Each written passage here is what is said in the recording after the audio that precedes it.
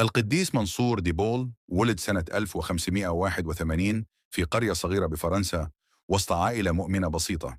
ومنذ طفولته كان قلبه مع الفقراء، يساعدهم ويشعر بسعادة حين يخفف عنهم آلامهم.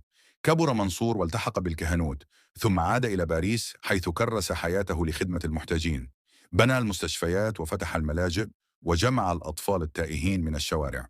كان يزور المرضى ويواسي المساجين، حتى أنه طلب أن يحل مكان سجين محكوم بالأشغال الشاقة.